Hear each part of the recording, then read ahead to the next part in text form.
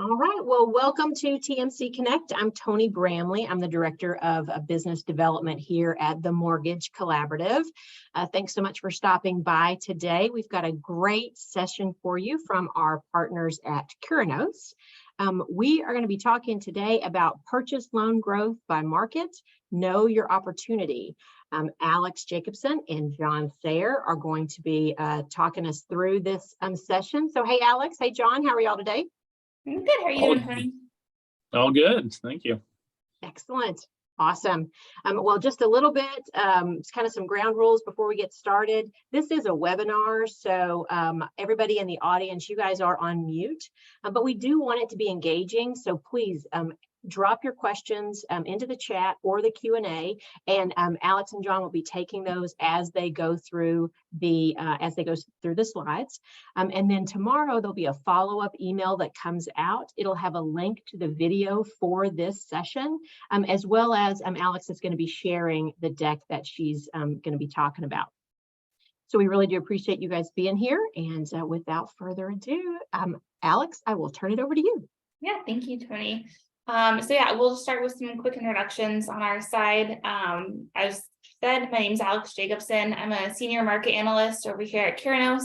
My background and kind of my specialty really all around is in mortgage overall. Backgrounds in capital markets, and I've been with Curinos for about, I think, 3 years at this point, really helping clients make the most of our data, and doing internal analyses as well, so that we can kind of stay on top of market trends as they come and as we see them. And also I'd like to introduce John Sayre, VP of Client Success. John, do you want to give a bit of background about yourself? Sure. As well? Thanks, Alex, and thanks, Tony. Great to be along here with the TMC crew and any special guests that have joined. John Sayre here. I've been with the company about 7 years. My background predominantly secondary marketing. I run our business development and customer management.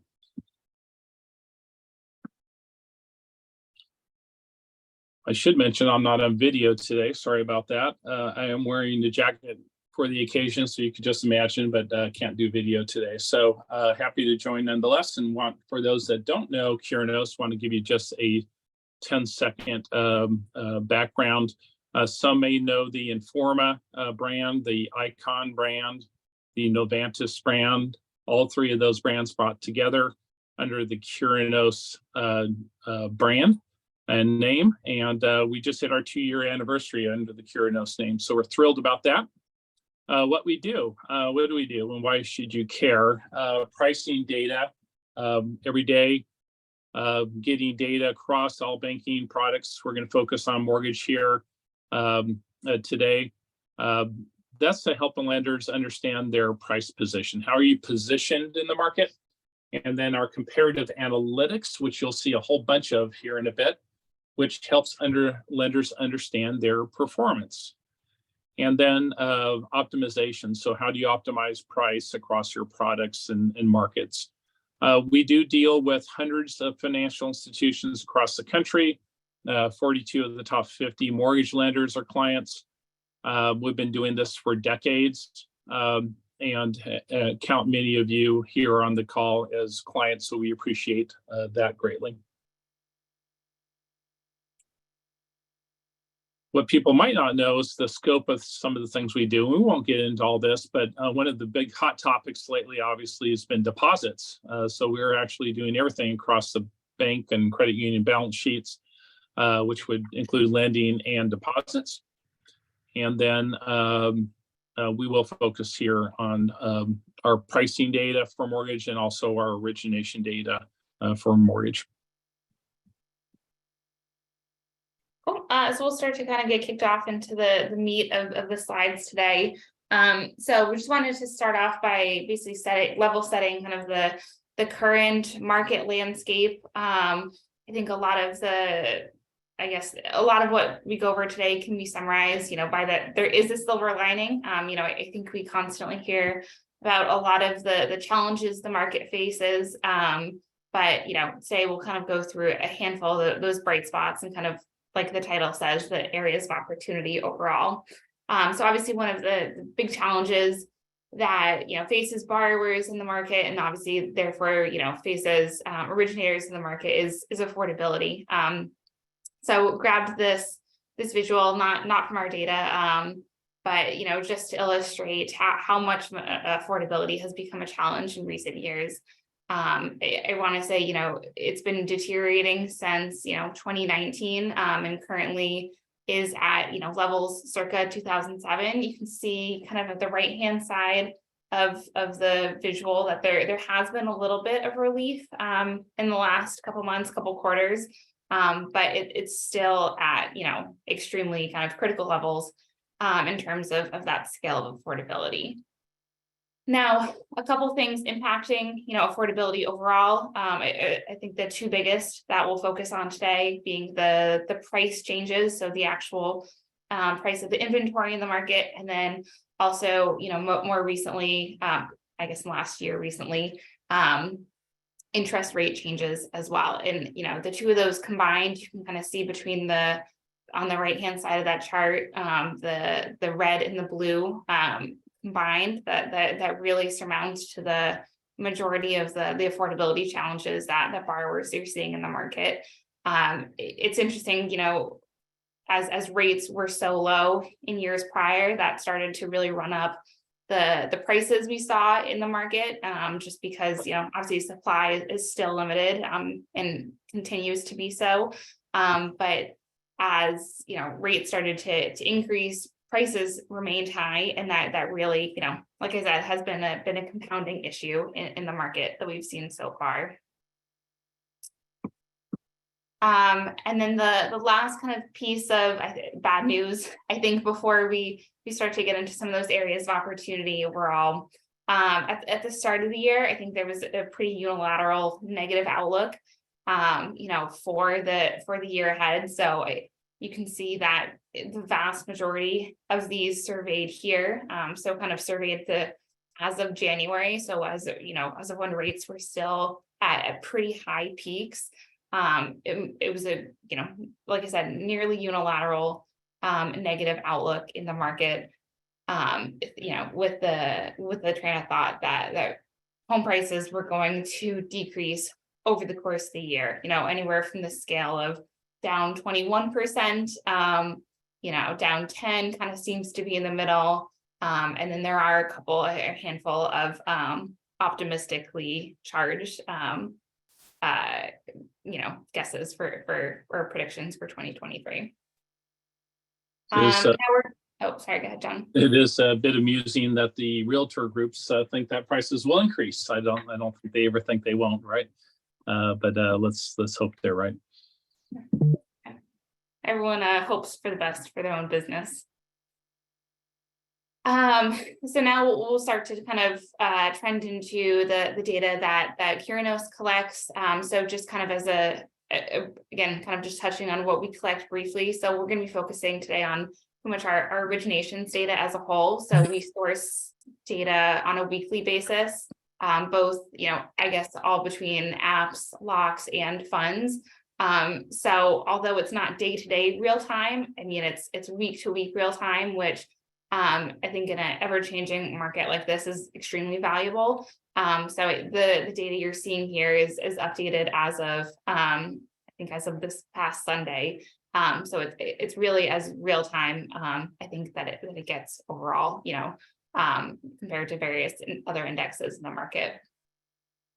Now, in terms of what we're looking at here, we have two aspects. We're looking on the left, looking at kind of rate trends over the last decade.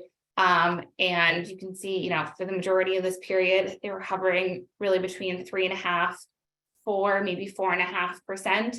And over that time, home prices were steadily ticking up, right? Anywhere between, I guess, if we start off this time period at, Q1 of 2013, it was just about $300,000 was the average cost of a home purchased in the U.S.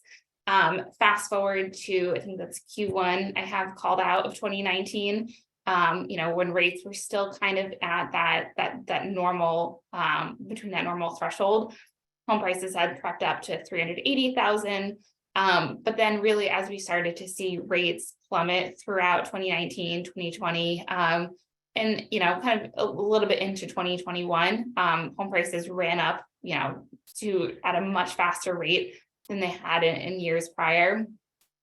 And so, that I think that brings us to the last couple quarters.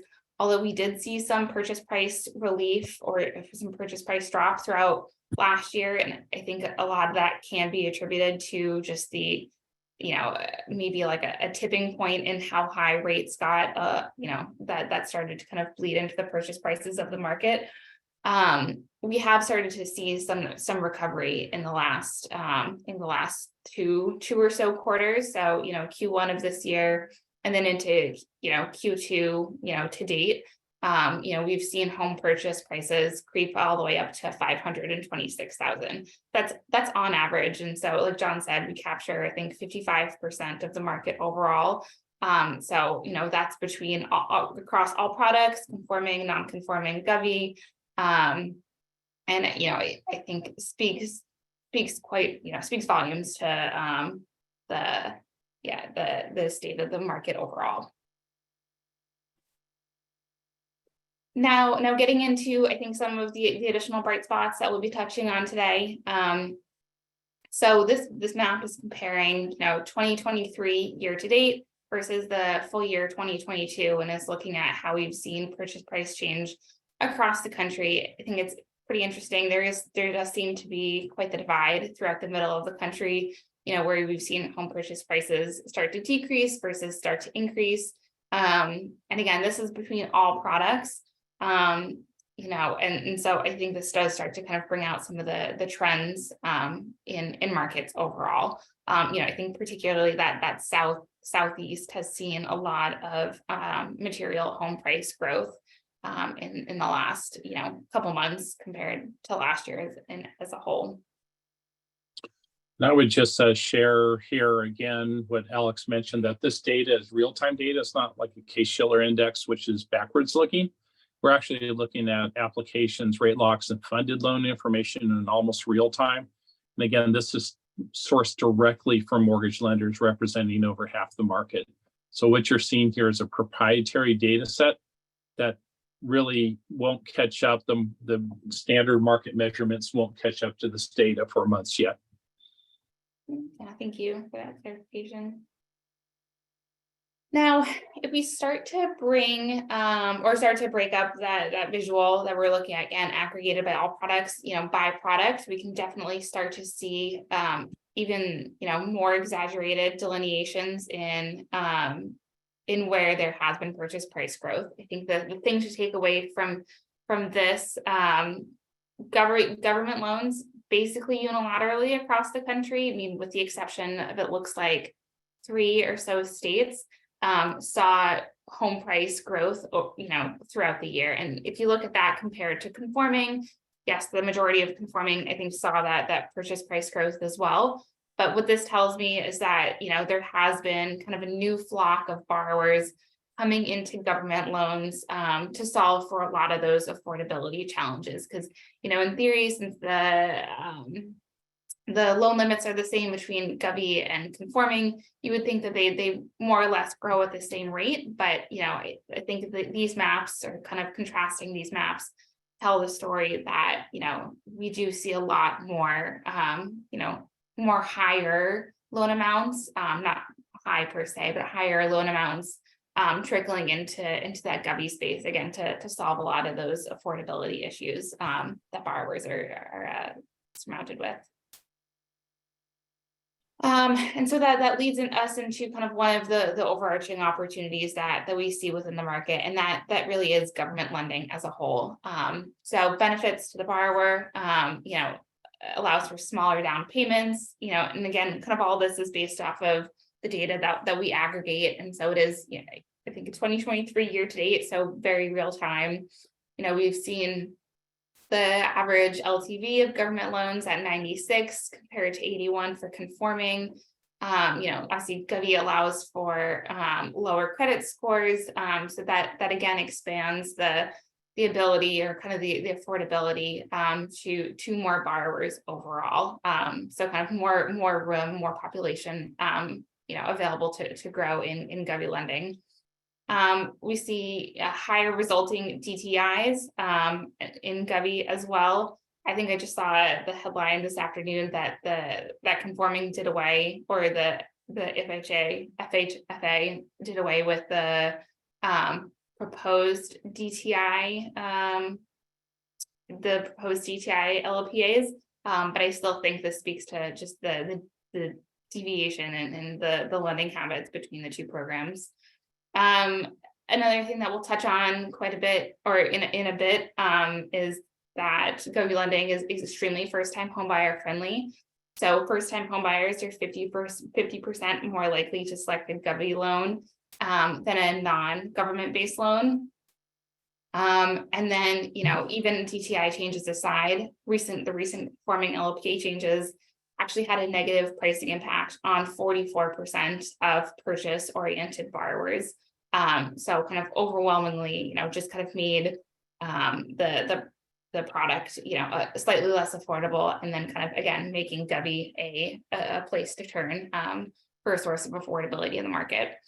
And then two other points to touch on. The average loan size that we're seeing in government is quite close to that of conforming, and they're actually within $10,000 of each other at the moment.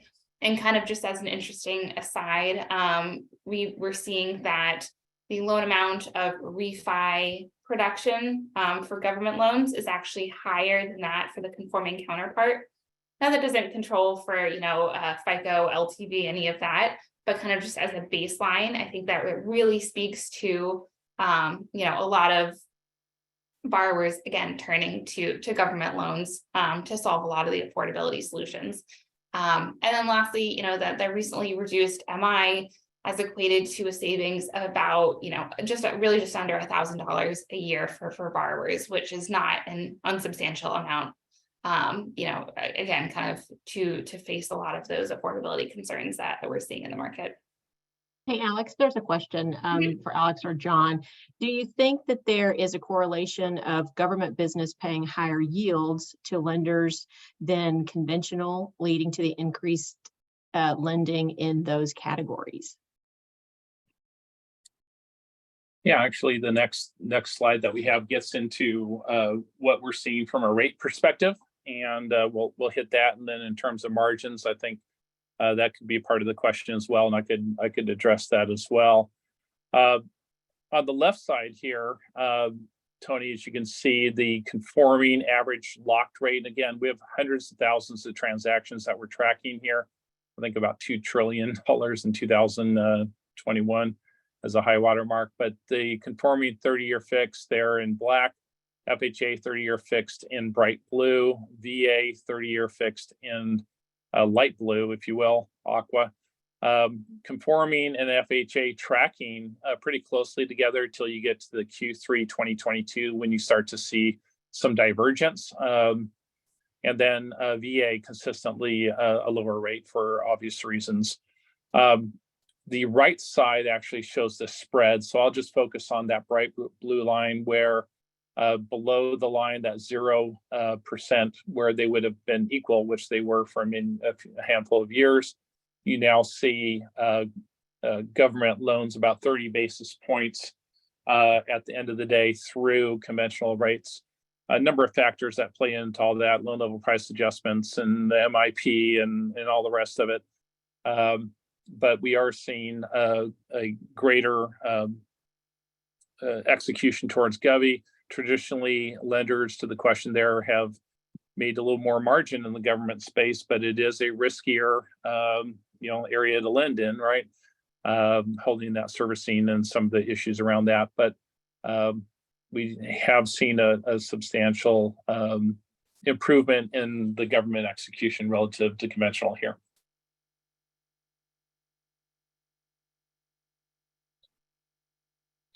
This slide here, what we're looking at is just the mix of government lending as a percentage of the purchase market. Again, we took all the refi loans out of here.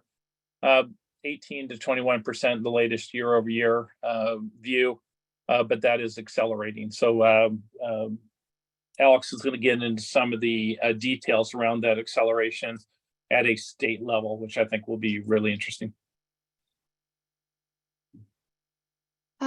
So yeah, like Jen said, kind of breaking out where we've seen this acceleration, between different states. So on the left map, we're looking at the average loan size change year over year, and then on the right, we're looking at that average concentration change in year over year. So sorry, my screen's a little bit small. But yeah, I think this really speaks to the fact that, again, I want to say, maybe 49 or so out of the 50 states plus one for DC represented here. That there has been pretty much just an increase in govy lending overall. You can kind of particularly see that across the southern half of the US, with Nebraska certainly sticking out, but I think they're a handful of loans kind of in Nebraska origination kind of might make the difference year over year for that growth. But you can really kind of see just a more saturated blue really across the whole southern portion, kind of even particular the southwest of the US as kind of big hotspots for again that govy growth. Now, it doesn't necessarily seem to correlate all that much to the areas where we've seen that loan size change year over year. But again, I think that still speaks to the affordability piece that government lending seems to be solving for. Now, in terms of kind of the biggest states that we've seen, this govy lending increase in, now I did kind of filter for kind of some larger states making up at least kind of 1% of the market overall. That's why you're not seeing kind of a Nebraska represented right here. But Texas, for example, has increased their relative share of govy loans by 6% year over year. In Texas, that's some absolutely huge shifts in the market composition overall. Tennessee saw 5% growth. South Carolina 4.6, Florida 4, and then North Carolina 3. So again, you can kind of see a lot of that concentration along the southern half of the US and to an extent Southwest as well.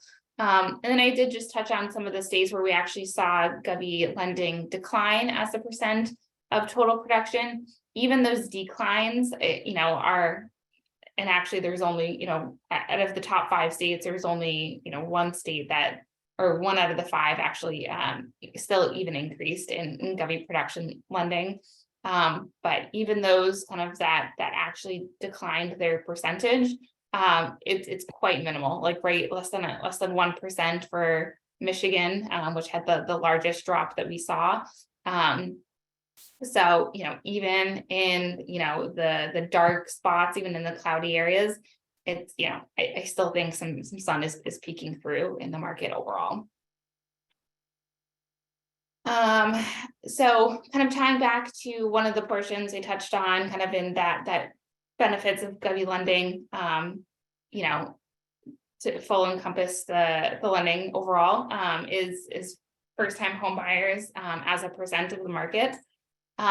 So we've actually seen first-time home buyers grow their relative share in the market, from 20% in 2018 all the way up to almost a third of the market this year. And again, this is looking at percent of the purchase market.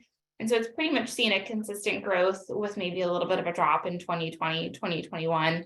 But I think that's more of a result of everyone else flocking to the purchase market. And so kind of just drowning out that first-time home buyer share. But that, almost a third of the market is an absolutely huge concentration. And then if you look to the fact that first-time home buyers are 2 times more likely to have a govy loan or to get a govy loan than their non-first-time home buyer counterparts. I think that really speaks to the two aspects of first-time home buyers and government lending really going hand in hand. And then kind of almost as an aside, which I think is really interesting, 43% of all government loans are originated to first-time home buyers. And again, this is all kind of based off of the weekly data that we capture. So I think those kind of the differences in lending habits between first-time home buyers and non certainly makes sense when you think about the the looser LTV criteria, lower FICO criteria. But it still is an ever-growing part of the market, both between first-time home buyers and government lending. And so I think between those two are some really bright opportunities in the market overall. And then lastly, kind of just layering in, where are we seeing this first-time home buyer growth? So, on the left, you can kind of see the overall first-time home buyer, on the right, you can see the first-time home buyer concentration as a percent of that market. On the left, it's kind of where that concentration is changing. So maybe where first-time home buyers are flocking towards. So you can see kind of the Midwest, more or less revealing itself as a hotspot for first-time home buyers, with 3 out of the 5 fastest growing markets in the Midwest. New Mexico also really stands out as an area of growth for first-time home buyers. And then, alternatively, when we look at just the relative concentration of first-time home buyers in the market, I think it's pretty astonishing that in Texas, they make up, I'll say, almost 40% of the market. New Mexico, again, the screen's kind of small, 39% of the market. So yeah, I think some truly astonishing numbers when you kind of put that into perspective. And so I think that really kind of just leads into, several opportunities for growth that we've been seeing lately. And just to tie it all together, so, I guess as a kind of synopsis, despite what I think a lot of analysts and people were saying to start off the year, it was a lot of negative outlook. I think that incremental rate relief that we got at the beginning of the year, even if it is going to be short-lived, I think that has done quite a bit for that purchase price growth that we've seen continuing in the market. So obviously no one knows if rates are going to continue to kind of stay lower or kind of elevate again, but I think borrowers are really taking advantage of any even small incremental rate drop that they've seen in the market to get into, solve some sort of affordability equation, while they, still can, I suppose. And then in terms of the market opportunities we're seeing to solve for a lot of those affordability challenges, Govy loans are, becoming an ever popular source for that relief.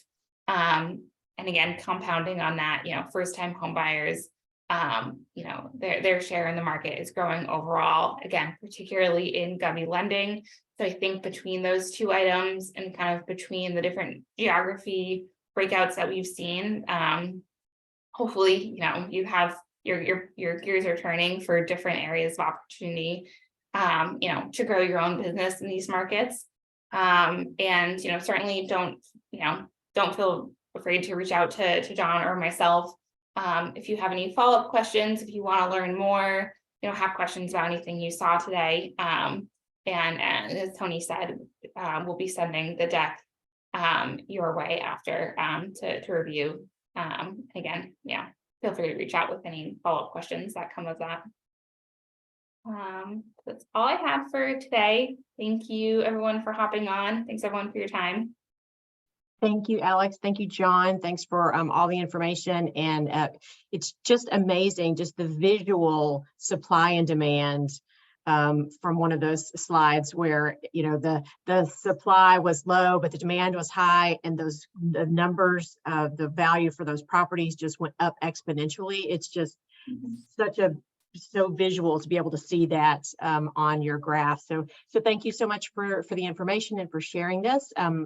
Like Alex said, we will be providing the deck in a follow-up email tomorrow, and we appreciate all of your time today. So thanks for stopping by. Come back to TMC Connect for more information and more sessions. And until then, everybody have a great week. Thank you. So much. Thanks all. Bye-bye. Bye.